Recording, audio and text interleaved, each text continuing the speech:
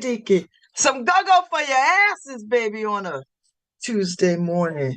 How y'all doing? Welcome to the LoveBabz Love Talk. I got on my WNHH hat, mostly because I need to get my hair colored, but that's a horse of another color. How y'all doing on a Tuesday? I'm feeling pretty damn good. I got up and made me some coffee, threw in a load of laundry. It's in the dryer. Because I told you September 1, I'm restarting my wellness commitment. I know people are like, why don't you just start right now? I don't want to start now. September 1. Start September 1st. That's Labor Day weekend, so that gives me time to just like, and I'm not far off track from my wellness journey. I'm not, I'm actually on a wellness journey. What I ought to say is I'm gonna ramp it up. So, good morning, Harry. Good morning, Paul, wherever you are in this universe, and everybody at the WNHH radio station downtown. So yeah, I'm getting amped up. So a little go-go this morning was a little Chuck Brown was pretty good. So I made myself a good cup of coffee with a dash of cinnamon. That's how I like it. The Mohegan Sun people at Sol Toro gave me a pack of coffee because I like the way they made their coffee so much. It's a dark roast. I'm a light roast kind of girl, but I'm drinking Cafe Bustelo right now. It's an espresso. Espresso. So, and I like it. I like Cafe Bustelo. It's not pretentious. Do you know what I mean? Like, it's just not pretentious. It's like old world coffee. Just imagine it's what I imagine they would be drinking in Cuba or Puerto Rico or Dominican Republic or any Latin country. So, plus I like it. It's inexpensive and I like the can. So, and I just made my last cup, so I'm out. So I got to go to the store and get some more Cafe Bustelo.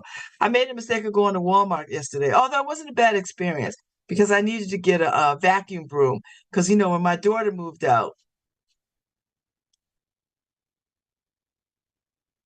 let's give a moment of silence for when our daughters move out and take things. Oh, this is quite bitter. That's not blended the way I like it. Oh, I made mud this morning. Oh, how did I make a bad cup of coffee? I'm usually good at this. I didn't think I put enough water to like smooth it out. But anyway, so I had to go to Walmart yesterday and picked up a few items. I swear to God, these retail outlets get on my damn nerves. You know, they got like 50 million, 5011 registers, but they only have one open and everything else is self-checkout. Now, I don't work for Walmart and they don't give me a discount for checking out my own stuff. They should at least give you 10% off, 15% off for ringing up your own stuff. And then they had the nerve to have like 3 of the machines down. Thank God it was like 11:30 in the morning. Otherwise, it would have been a panic. It was still way too many people in there. But you can't beat Walmart prices. That's how they get you. That's how they get you. I went in there to get a vacuum broom, one of those little canister, upright. I have a big vacuum. I don't need that. I need a little vacuum broom. And my daughter took the one that I had. So I bought a new one. So I took a picture and I said to her, she's like, oh, I want that one. No, no, no, my sister, you got to get your own. So, yes, I went to Walmart and I picked up a few toiletries. You just can't beat them for price. You can't. You can't. But when I don't feel like the hassle, I go to Target. I just didn't feel like driving to North Haven because I was already downtown New Haven, and I just had to jump on the highway and get off at Route 80. So that was an easy do. Like I didn't go all the way to Hampton. I was already downtown doing some stuff, and I just like let me hop on the highway and get off and run over to Walmart. It was easy, and it was neat in there, which is you catch them sometime. It's like Beirut, Beirut of the 70s. So I was in there yesterday, and no, doing my thing. Like a sex machine.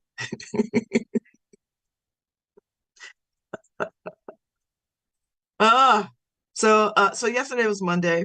I had a wonderful meeting with Daniel Newton and Ollie Miller from I don't exactly know what to do. They're working on child trafficking stuff at the Yale Law School, which is quite interesting. Mostly working with sex workers and with outreach to outreach around uh, sex trafficking. Wonderful conversation. Both attorneys, wonderful, rich conversation. I love to connect people to other people, particularly from, when you come off the plantation and you don't know, you know. And I know people live here, but they don't really live here. And these Yale people love to say, well, I live in New Haven. No, you don't. You do not live in New Haven. You have an address in New Haven, but you don't live in New Haven. See, to live in New Haven means you've got to take in the streets. And you have to go more than to Salés and Pepe's. And Modern. You have to do that's a first step, but that's not the totality. That's not the big picture. First of all, when you come to New Haven, you got to declare yourself, you got to declare your own stopping grounds. And there's enough to choose from. Now, and that ought to change over every 5, 6 years, right? Like we used to ride hard in ordinary, but I'm not the ordinary crowd because there's a young crowd. It's like a college bar kind of thing. I love Tim Cabral. I've spent a lot of time. There is a cocktail named after me in perpetuity uh at ordinary. And if you go in there and ask for it, they can make it for you. It cost you $25. It's a fundraiser cocktail. But nonetheless, so, and it's called the LoveBabz, and it comes in it's a tall drink, like me. So ordinary was our haunt. Then we used to go across the street to the Owl Shop and hang out at the Owl Shop and take over, and then over at the Anchor Spa. But Owl Shop can be janky. Sometimes it can be janky with Black people. No, listen, just let's call it what it is. I'm not mixing words or mincing words with anybody anymore. Some places are just not good to us. They're good to some of us, but they're not categorically good to all of us. I'm just going to put it out there. Somebody could run and tell that if they want to. I'm not calling them racist. I'm just saying sometimes you go to Owl Shop and you're not treated well. I'm not, just listen. There's a lot of, sometimes I go to McDonald's, I'm not treated well. Well, I never go to McDonald's, but you know what I mean. So I don't hang out at the Owl Shop no more. Now they probably hear this. Somebody go back and tell them. And when they see me, they're like, Dad, don't say that, don't say that. But Tim Cabral hangs out there. So those his boys. And any friend of Tim Cabral is pretty much a friend of mine. I'm cool. I'm cool with that. So there's not too many places downtown where I'm gonna hang out. I used to hang out at Tiama Tequila, early afternoon happy hour. And that was fun. But now it's hard to get over there. It's hard to park. And, really, young people at my age, I don't mind being around young people. I don't. But, I'm built for comfort, not for speed. So I like to go somewhere and settle down and have a drink. I don't need a whole lot of bells and whistles and lights and loud ass music and all. I need an old school bar. I need something a little bit better than the Knickerbocker. And don't get me wrong, I like the Knickerbocker, but I need something a little more faster. So, we hang out where we hang out. We go all the places. So, where was we the other night? I like Cafe 9. But I said, it looked a little worn down when I was in there on the Friday, Saturday night. I'm gonna go in there on another night, see what it's like. But it was a late night jazz night. So, of course, it's the last set of the night. So it looked a little worn. All right, I'm gonna give him that. I'm gonna go in there on an early night, see what it's like. If I still see the same whatever, I'm gonna have to say something like, listen, it's not a good look. Give me a broom. There.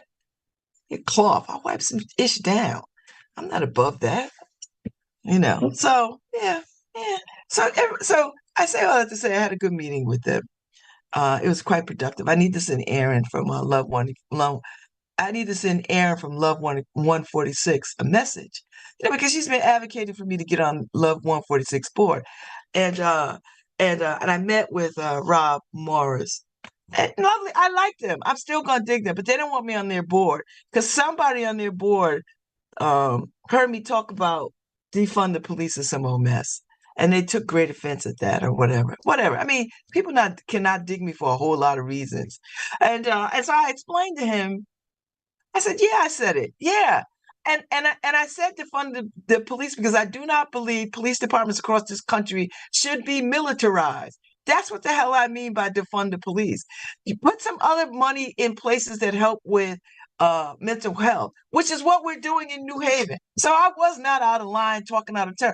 And I was a damn police commissioner for 3 years. So I'm not just like some wretched of the wretch talking ish on these streets. I know what I'm talking about when I say defund the police. And I like police. I listen, if I'm in danger or in trouble, guess what I'm calling 911. I'm never going to say I'm never saying let's shut down the police. Defund the police so that they are not militarized. That's the point. Hamden's got camouflage police cars. Why? Last time I drove through Hamden, I did not see not one jungle or desert. Why do they have camouflage police vehicles and an SUV at that?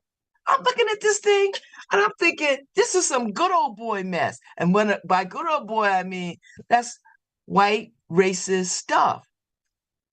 Sorry, Hamden police, but listen, don't look at me. Stand in the mirror and ask yourself, why do we have camouflage vehicles? Because camouflage vehicles are military vehicles. That's what the military uses so they can move stealthily in places like jungles or the desert, so that when they're fighting wars, they can go pretty much undetected. I don't know if Hamden needs that, but I could be wrong. I could be wrong. Maybe there's some parts of Hamden I don't know nothing about. Maybe there are some jungle parts of Hamden I've not been in, or some desert parts of Hamden I've not seen. Certainly not on the New Haven-Hamden border, where they like to sit and wait like Jaws. Da-da, da-da, da-da, da-da. Oh, am I wrong? Am I wrong? Am I wrong? We know. We come through Hamden. This is what we do. We get out of Cheshire and come through Hamden. Drive through Hamden, you gonna pull our black asses over because we black. Every black person I know has said it. I did pull over by the Hampton police in the dead of night in a station wagon with little kids, or my minivan with little kids. And he couldn't tell me why he stopped me either. And when I pulled out my police commissioner badge with my driver's license and my police commissioner identification, then he had a different tune. And the next day I tell you what I did. I think it was Police Chief Ortiz that I had a conversation with. He made a call. And I got a call back apologizing for that conduct. I was like, I'm a black woman with 4 little kids. And he had the effing nerve to ask me, where am I going? Where am I coming from? Like, I'm not related to you, not married to you. You're not my father. Who are you talking to? Where am I coming from? I just robbed a bank. How about that? Did you get a call about somebody robbing the bank? It was me. Where am I coming from? None of your business. I say all that to say.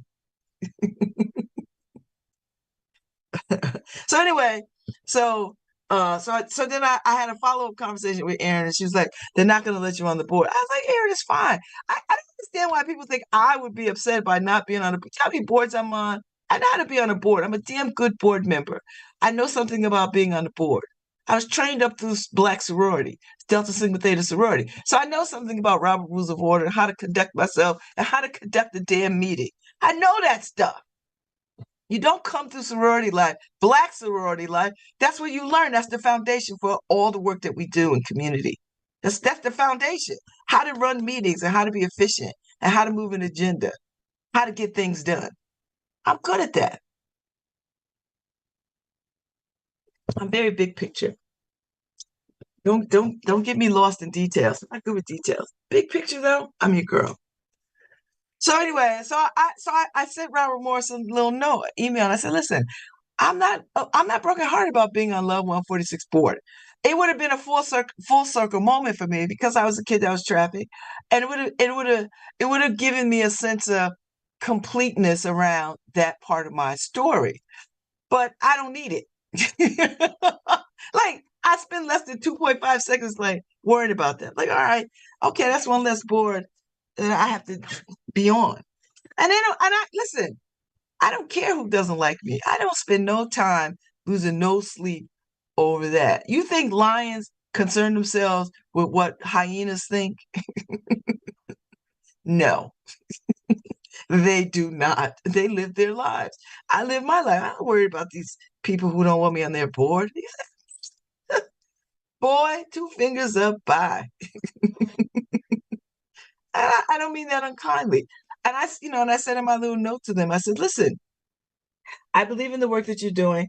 I'm forever going to help raise awareness and help you in your efforts to eradicate childhood sexual exploitation, trafficking of children, and the like. I mean that. I mean it. I mean it. I mean it. And so I'm unmoved by it. So anyway, I was having a conversation with the people that Aaron put me in touch with, and it was a wonderful conversation. And so I left it with this thought, and this is what I'm doing with people, and people will know this. I'm always having these conversations with people about the arts and utilizing arts as alliances in ways that is like may seem unlikely in its first thought.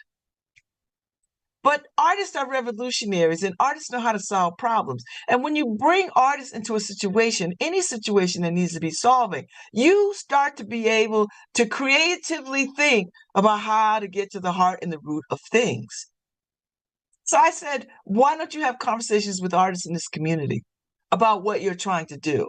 And they could help you. And if you pay people, artists, you can craft messages that make sense, that are appealing and seen, rather than these damn links to white papers and articles up the ass.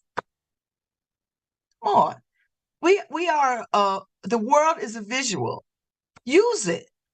Use the visual tools to tell the story to get the information out there.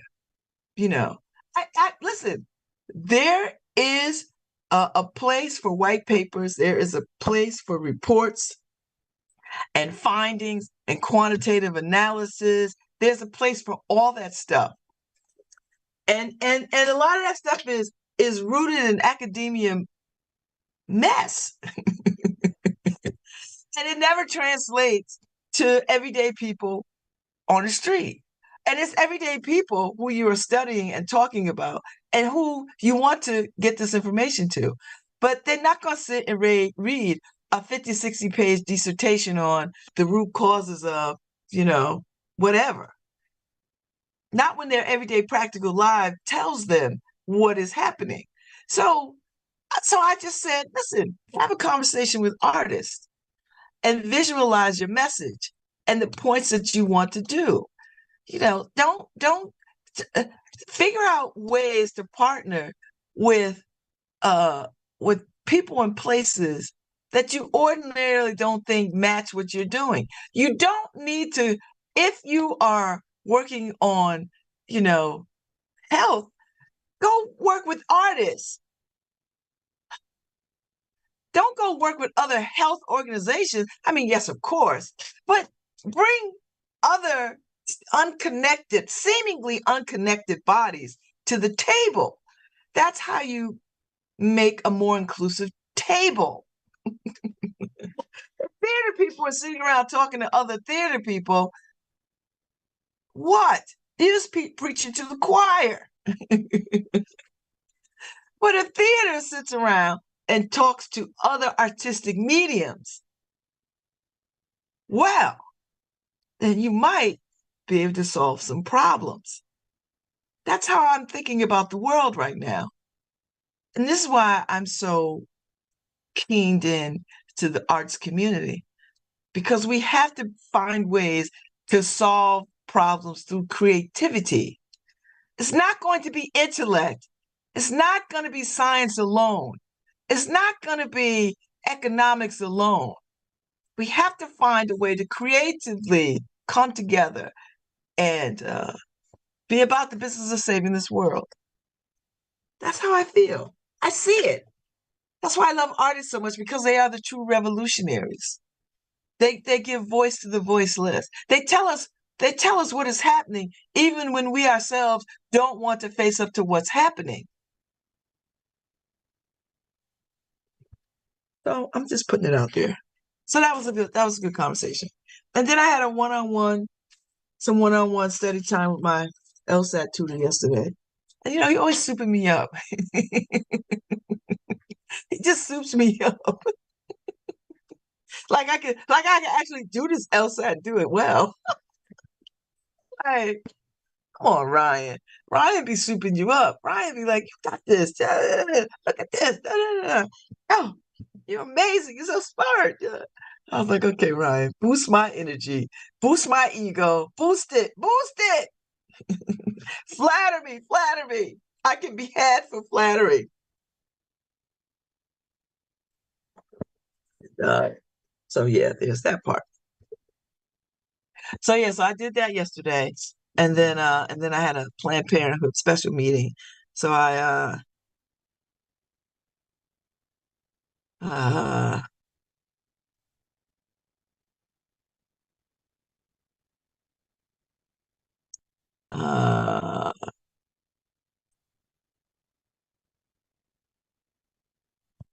I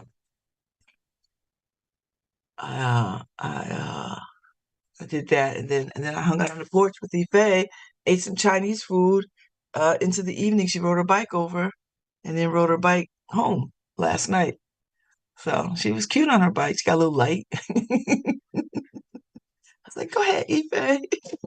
I should have took some videos. She's so cute. So, uh, so meanwhile, Bike Tyson is at my house. This is Marquisha's book bike that she left over here. I don't know. I guess in May. But periodically, this bike finds its way here and stays for a long time. Someday it'll go home. One day she'll come and be like, "Yeah, I guess I'll go get my bike." Okay, girl, whatever. It's here. Ain't nobody messing with it. I move it periodically so I can sweep the floor. Bike Tyson. So anyway, I'm gonna go see Christine Oman on Thursday at the Madison Beach Club. She's playing. My friend Betty Allen will be in town, so I'm gonna go check. I'm gonna go hang out with them for dinner, and then be on the beach and hear Christine Oman and perhaps Rebel Montez. So and just like hang out for a little bit. Drive up to Madison and hang out a little bit. Let the white folks look at me glaringly. Oh, no, no, no. Shit, I meant to. God damn it.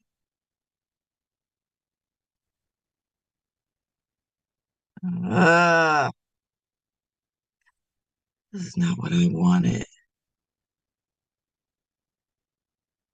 Anyway, I'm annoyed. I did not want that. Shit.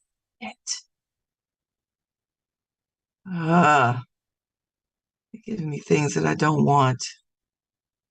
Uh, this made me so mad. Well, okay.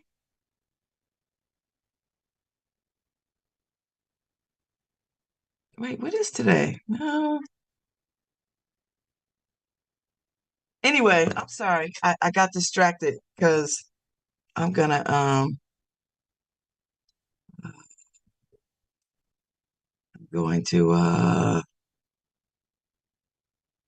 right, I guess I could live with this. Anyway, I'm just gonna have it.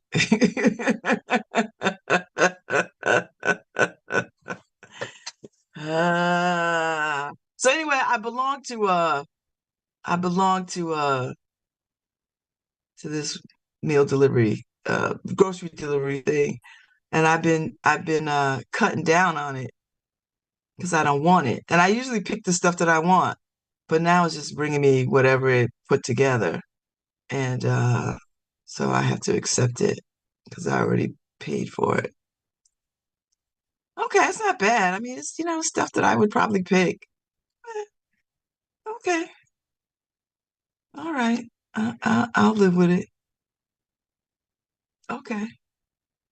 Because they changed the shopping date. And now I need to go in now and just like cancel all the other stuff because I don't want it. Anyway, that's my bad. So when they changed the dates, it got me all mixed up. I thought I had more time, but I don't. So anyway, I don't even know what I was talking about. So yeah, so I've been following along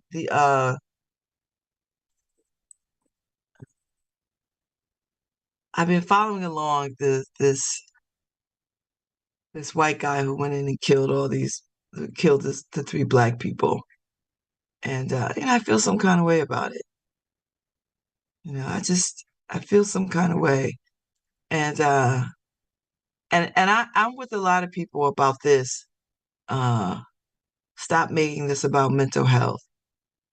Because if it was about mental health, if this is about mental health, then he wouldn't have been able to buy firearms because he has a history of being held for mental health evaluation and mental health concerns. So uh, so yeah, there's a failure on the mental health side, but the biggest failure to me is the fact that they sold him a gun.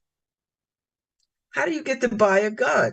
I'm a damn felon of a white collar crime, which there was no violence, no weapons, a petty crime. And I can't have a firearm. I get stopped at the gate. So I'm not understanding how he's not stopped at the gate. Gate being when you go and buy a gun with a history of mental health. How does that happen? Well, that whiteness is carte blanche. That whiteness is carte blanche. It is. It's carte blanche. And anyway, I'm gonna leave it alone. I'm just gonna leave it alone. I'm gonna leave it all the way alone. And it'll be all right. So anyway, uh yeah, what a world. I'll leave it alone. I see the brother is still locked up in Georgia.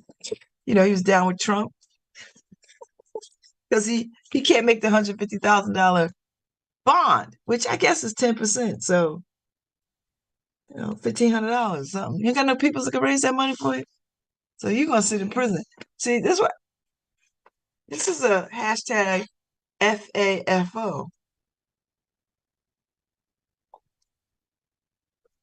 You're not one of them.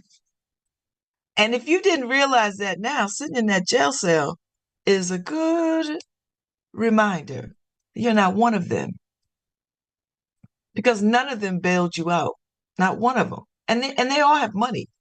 They could bail you out, bruh. But ain't nobody bailing you out. Nobody's bailing you out. You look foolish. You look like a fool. A class A fool. But you ain't heard it from me. Well, you did hear it from me. I'm not hiding behind that. You's a fool. And I don't understand. But this is a good lesson. Now, if you come out, if you should get out, somebody raised enough money to get you out, and you still toting that water, you get what you get. Hashtag FAFO. That's all I'm gonna say. FAFO. And you know, so I'm over on the New Haven Independent side. So the tenants union takes Ocean to court. Good, take them to court. That's that. You know what? People have to fight. You got to fight, and it's I know everybody's tired of fighting, but you got to fight because there'll be people who want to take advantage, and you have to push against. You have to push back against tyranny. I mean, you just have to. You cannot lie down and allow them to walk all over you. You know. And I'm just looking across the country at the level of stupidity of these states, and their hatred of Black people is just coming to a head. Banning African American studies and AP African American studies, and not wanting to teach. For me, it's not just because they don't want their kids to feel bad about what the hell white people did from since the beginning of time until like today. It's more than that. It's just a real out and out hatred of Black people, you know, and the dumbing down of Americans. And for me, we could be bogged down with that whole narrative about they're afraid, they don't want their kids to feel hurt or whatever. But it's really not that for me. It's the powers that be that says we cannot have an overeducated populace. We cannot have an educated citizenry. Because when you have an educated citizenry, they fight for their rights. And you cannot tell them anything. When you are armed with the truth, all the truth, you cannot unlearn it, and it propels you to move forward to higher ground. And so they don't want that. And the they meaning people who like power for the sake of power, and control for the sake of control, and privilege for the sake of privilege, and have an agenda that is contrary to what the Constitution is, and what we say we want in America, and what has been said what we wanted in America. You know, I mean, none of that stuff. The Constitution was not written with Black people in mind, but we here, and so we have made great strides and inroads in building this country, and against all odds, we have survived. Right? They tried to kill us, but they didn't know we were seeds. Right? And the more that they harm, the more that we rise, and we've always been rising. And it's hard to get the masses on both sides to sort of see what is happening, because everybody comes to things with a place of desperation, like the music industry, like the rap genre. As long as they are rapping about stuff that is contained in the Black community, Black and brown community, as long as it fosters self-hatred and debasement of each other, they're happy to hand out contracts like M&Ms. But the minute the conversation and the raps begin to fight the power, then there is a shutdown of resources and access to resources and contracts, and the powers that be no longer want to fund that level of positivity or any positivity, and that's the truth. And so these rappers are out here, doing their very best to debase themselves and be naked in the square for a few coins. They have. And it is painful. And the older rap artists understand this.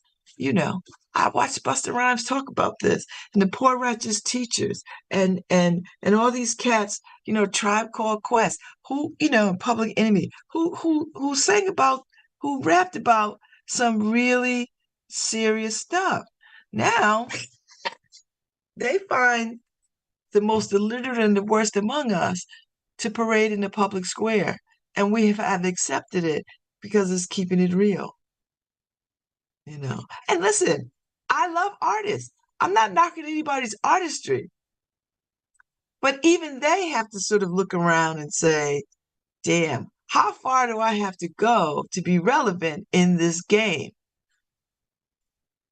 How much of my soul do I have to sell to be relevant in this game? And they all have to wake up and ask themselves this question. So do athletes. They have to wake up and ask themselves these very questions.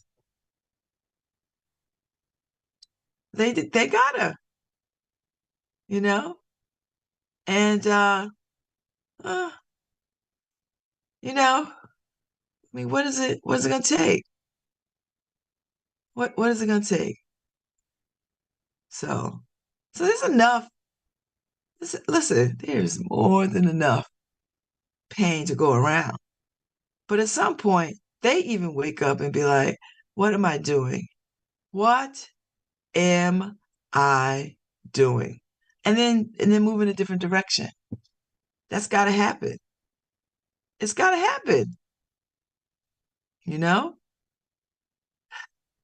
It's painful. Painful, painful, painful, painful. So I, I just think we've and this is about critical thinking, right? And we have to figure out ways to I tell you what, if I had enough money, I would open a freedom school. Not to interfere with the public school situation, but in addition to. So after school, they come to the freedom school, or on the weekends, they come to the freedom school for a couple of hours. And we build in all the things and we make the space cool and comfortable and we play games and we don't spend a whole lot of time in classrooms, but they hang out and we understand and we learn how to be family, we learn how to sit around the table and have conversation and just and we learn conflict resolution skills and we teach exercise. I mean, don't it's that kind of stuff housed in a place where people can come and go at their leisure. That's what I want to see, you know. I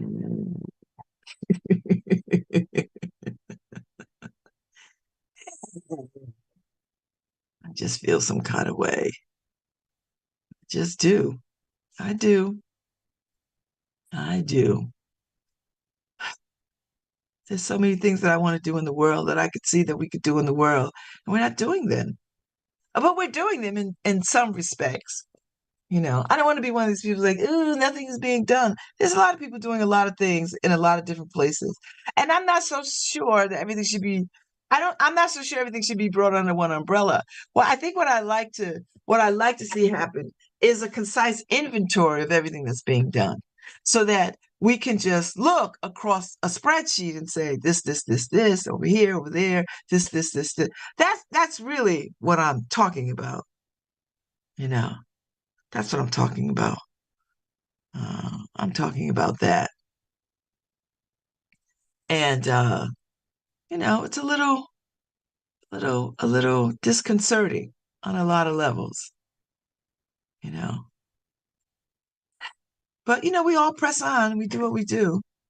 We just press on and we keep it moving. And we try to be the very best at what we can be and can do. That's it. And we try to support one another. And I know it's tiring because I'm often tired. And I don't, it's a fatigue tired.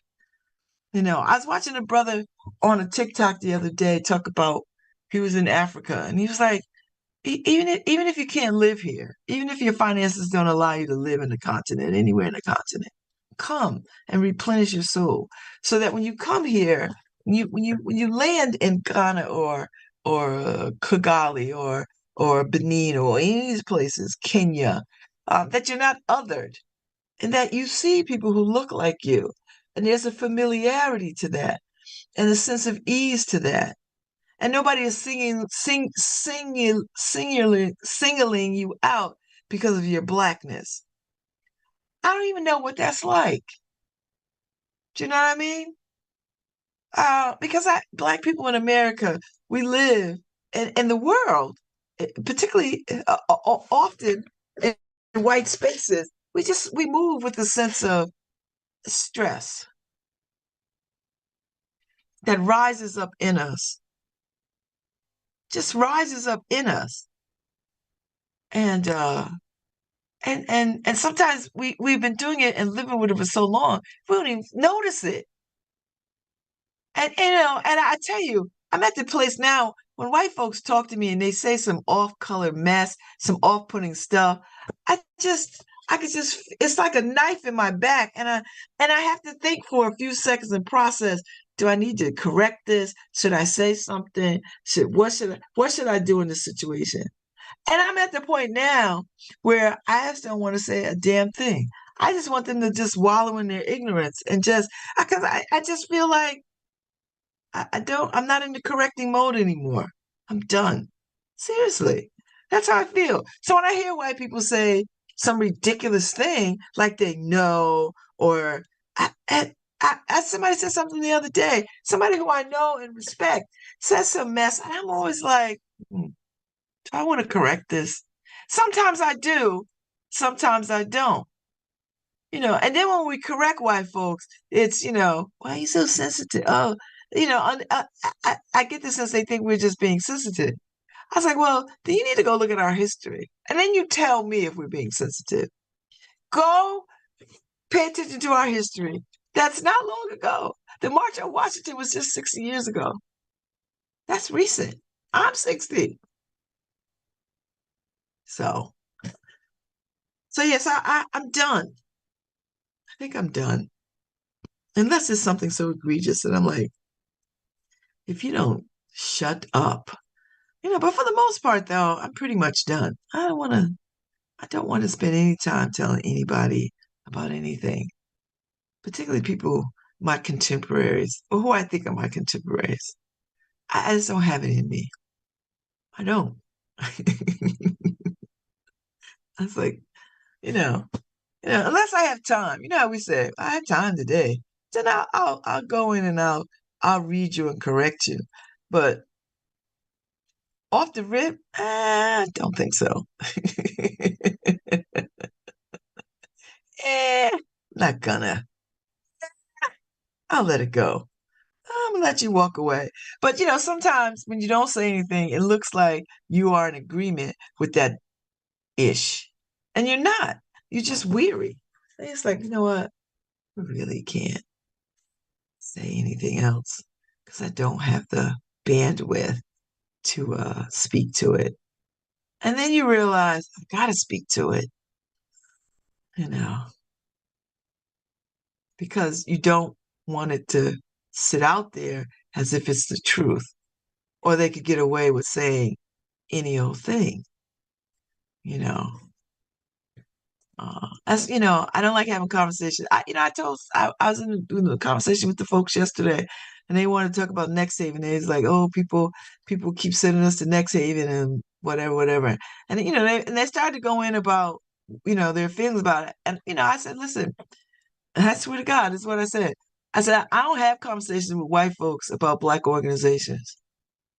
I said because I don't trust white people like that, particularly white people I don't know.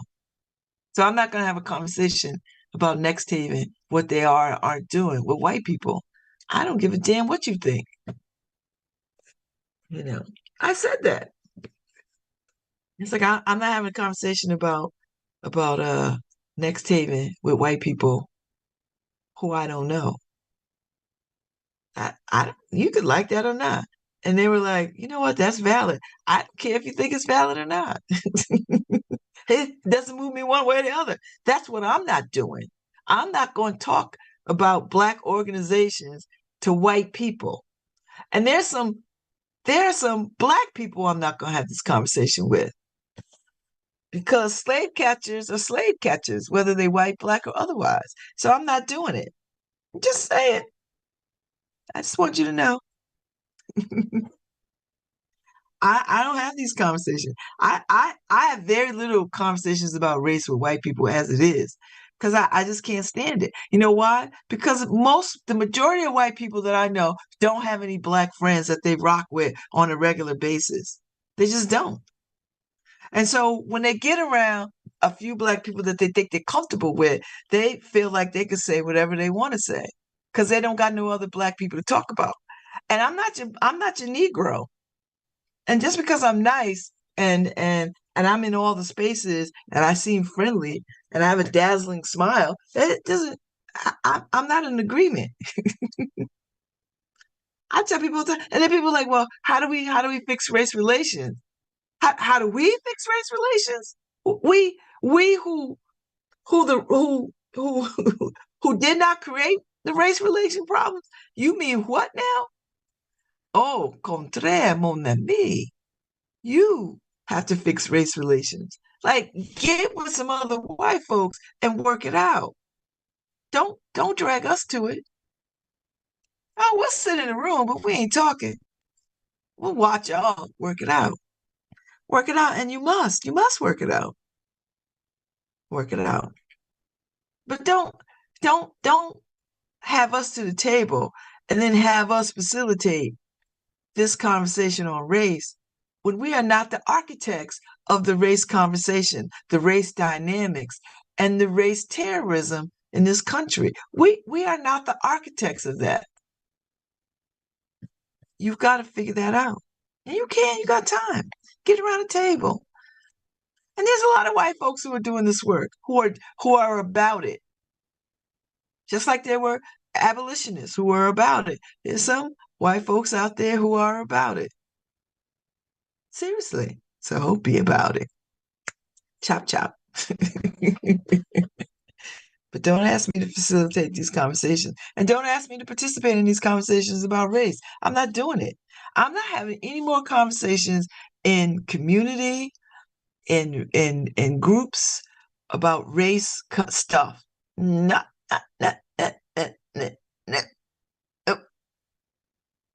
doing it. And this is not new. I've been saying this since I was 50 because I just had enough. I've had enough. I'm not doing it. So go ahead on. Run along, run along, run along, and do your thing. And I think you shouldn't be having these conversations. And there's a whole bunch of people out there who, particularly in New Haven, who will facilitate the conversations around race and equity and inclusion without benefit of dragging black people to the table. And we'll be at the table, but we're not facilitating and we're not going to raise our voices in it. We'll watch y'all hash this out, work it out. That's where I sit. Because I'm gonna say, if you invite me, I'm gonna say I'm gonna respectfully decline. Now, if you don't mind me being in the room to listen, cool. But I don't got nothing to add to it. I really don't. I can't. I don't got the bandwidth anymore. And really, I think white people have to take a bigger lift to this. It's on them now. So get into it. Get into it. Get into it. And see what happens. That's where I'm going with this. That's what I'm seeing.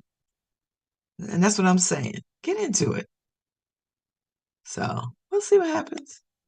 So anyway, it's cocktail week.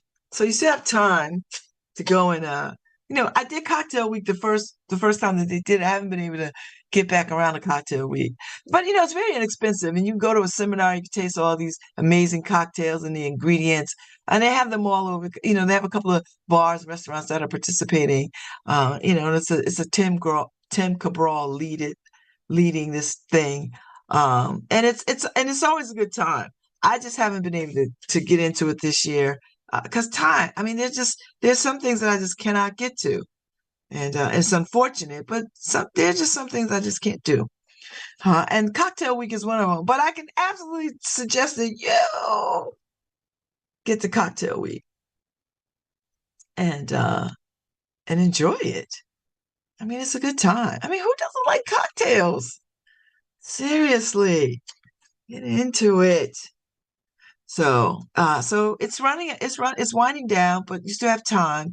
And I believe you can just go to Ordinary or go on Facebook and look up New Haven Cocktail Week. It's a thing. It's a whole vibe, and get your tickets. I think it's like $15 or something. I think there's still some that are available. They had a whole cocktail ball or something, spirits ball, where people, go and really, get into it. So. And if you can't go this year, put it on your calendar for next year. It's an annual thing. And I'm here to tell you, it's a really good time. So, I wouldn't send you to anything that was not a good time. Because I like a good time and I want you to have a good time, you know.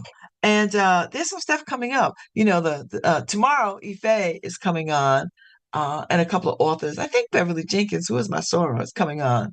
And, Beverly Jenkins writes all those beautiful historical romance novels, Black romance novels, and so I think she's going to be joining in the conversation tomorrow. But Elm City Lit Fest is coming on tomorrow, and I'm going to talk about their partnership this year with Yale University because Yale's doing a romance conference. I know, right? So I think it's specifically about Black romance, if I'm not mistaken. So I had a good conversation with Katrina Jackson yesterday, who writes erotica and Black romance with a diverse community. And so I was really interested in that conversation. And I'm interested in Black men, straight Black men romance writers. Now, I don't say that because I'm against, binary and non-binary and the LGBTQJ community. I'm no, I read those books. I'm saying I think I want to hear straight Black men uh their take on a romance novel. I know the beauty and the depth that gay and trans and all the other kinds of folks who put out beautiful books.